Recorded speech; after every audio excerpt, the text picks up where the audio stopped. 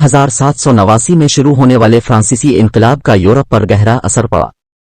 جیسے جیسے فرانس میں انقلابیوں نے ایک جمہوریہ قائم کرنے اور انقلابی نظریات کو پھیلانے کا ارادہ کیا، یورپ کی بادشاہتیں تیزی سے فکرمند ہو گئیں۔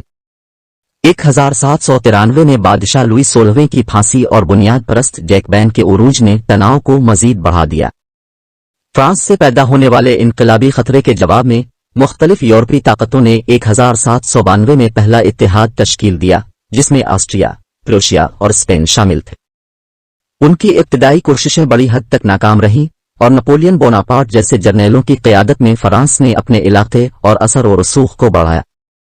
1797 تک فرانس پہلے اتحاد کی جنگ میں فاتح بن کر ابھرا تھا، آسٹریا کے ساتھ کیمپو فارمیو کے معاہدے پر دستخط کیے تھے۔ اس امن معاہدے نے یورپ کے نقشے کو دوبارہ تیار کیا۔ فرانس نے آسٹریا کے نیدرلینڈز، موجودہ بیلجیم اور اٹلی کے کچھ حصوں پر کنٹرول حاصل کیا، تاہم امن قلیل مدتی تھا۔ اس وقت فرانس کی گورننگ باڈی فرانسیسی ڈائریکٹری نے جارحانہ خارجہ پالیسی پر عمل جاری رکھا۔ مصر میں نپولین 1798 میں نپولین بوناپارٹ، جو اس وقت فرانسیسی فوج میں ایک جنرل تھا، نے مصر کو فتح کرنے کی مہم شروع کی۔ اس اقدام کا جزوی مقصد ہندوستان اور مشرق بعید کے لیے برطانوی تجارتی راستوں میں خلل ڈالنا تھا اور جزوی طور پر بحیرہ روم کے خطے میں فرانسیسی اثر و رسوخ کو بڑھانا تھا۔ مصر میں نپولین کی مہم کے فوجی اور سائنسی دونوں مقاصد تھے اور اس نے دوسرے اتحاد کی جنگ میں ایک نئے باب کا آغاز کیا۔ ایڈمرل ہوریٹیو نیلسن کی سربراہی میں برطانوی بحریہ نے 1798 میں دریائے نیل کی لڑائی میں فرانسیسی بیڑے کو شکست دی اور نپولین کی فوج کو مصر میں مؤثر طریقے سے پھنسا دیا۔ اس فتح نے مشرق وسطی میں فرانسیسی عزائم کو ایک اہم جھٹکا دیا، لیکن اس نے نپولین کو نہیں روکا، جس نے مصر میں اپنی طاقت کو مستحکم کرنا اور خطے میں ایک نئی سلطنت کی تعمیر جاری رکھی۔ دریں اثنا، فرانسیسی ڈائریکٹری کی توسیع پسندانہ پالیسیوں نے یورپی طاقتوں کو پریشان کر دیا اور انہوں نے فرانس کے خلاف ایک نئے اتحاد پر غور کرنا شروع کر دیا۔ دوسرے اتحاد کی تشکیل 1799 میں آسٹریا اور روس نے سلطنت عثمانیہ اور نیپلز کی سلطنت کے ساتھ مل کر فرانس کے خلاف ایک نیا اتحاد تشکیل دیا، جس سے دوسرے اتحاد کا آغاز ہوا۔ اتحاد نے فرانسیسی توسیع پسندی کا مقابلہ کرنے اور انقلابی نظریات کو شامل کرنے کی کوشش کی، جس کی فرانسیسی جمہوریہ نمائندگی کرتی تھی۔ نپولین کی واپسی۔ جب اتحاد تشکیل پا رہا تھا تو فرانس کے واقعات نے ایک غیر متوقع موڑ لے لیا۔ نومبر 1799 میں نپولین بوناپارٹ نے بغاوت کی، فرانسیسی ڈائریکٹری کا تختہ الٹ دیا اور کونسل خانے کے نام سے ایک نئی حکومت قائم کی۔ پہلے کونسل کی حیثیت سے نپولین نے فرانس میں مؤثر طاقت حاصل کی اور اپنے اختیار کو مستحکم کرنے کے لیے تیار کیا۔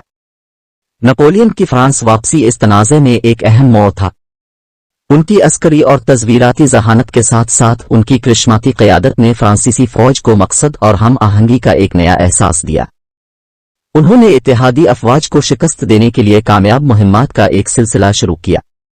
اہم لڑائیاں اور مہمات: مارینگو کی لڑائی 1800 دوسرے اتحاد کی ابتدائی لڑائیوں میں سے ایک، مارینگو کی لڑائی شمالی اٹلی میں ہوئی۔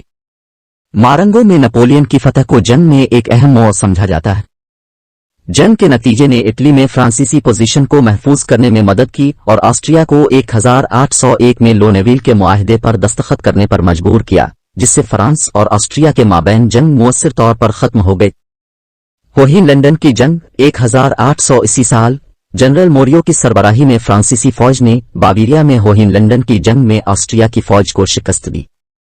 اس فتح نے آسٹریا کو 1801 میں پریسبرگ کے معاہدے پر دستخط کرنے پر مجبور کیا، جس نے برطانیہ کو مزید الگ تھلگ کر دیا اور بر اعظم میں امن لایا۔ معاہدہ ایمنز 1802 میں فرانس اور برطانیہ کے مابین معاہدہ ایمنز پر دستخط کیے گئے، جس سے دونوں ممالک کے مابین دشمنی کا مؤثر طور پر خاتمہ ہوا۔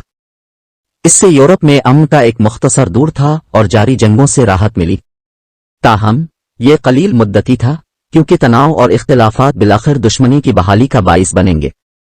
دیرپا اثرات: دوسرے اتحاد کی جنگ کے یورپ اور دنیا کے لیے کئی دور رس نتائج تھے۔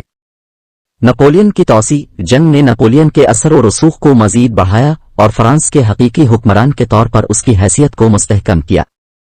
اس سے نپولین دور کا آغاز ہوا، جس میں شہنشاہ نے یورپ کے زیادہ تر حصے کو فتح اور دوبارہ منظم کیا، نپولین سلطنت تشکیل دی۔ سیاسی تنظیم نو جنگ نے یورپی سیاست میں ایک اہم تبدیلی کی نشاندہی کی۔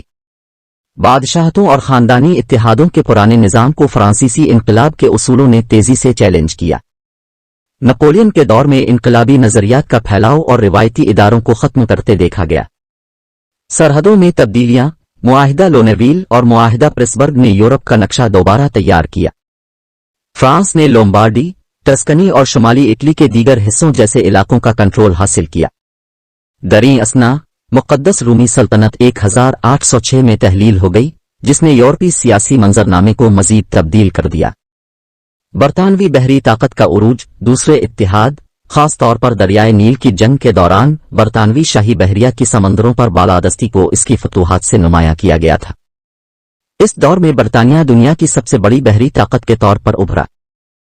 قوم پرستی کا پھیلاؤ، نپولین کی جنگوں اور دوسرے اتحاد کی جنگ نے بہت سی یورپی ریاستوں میں قوم پرستی کے عروج میں کردار ادا کیا۔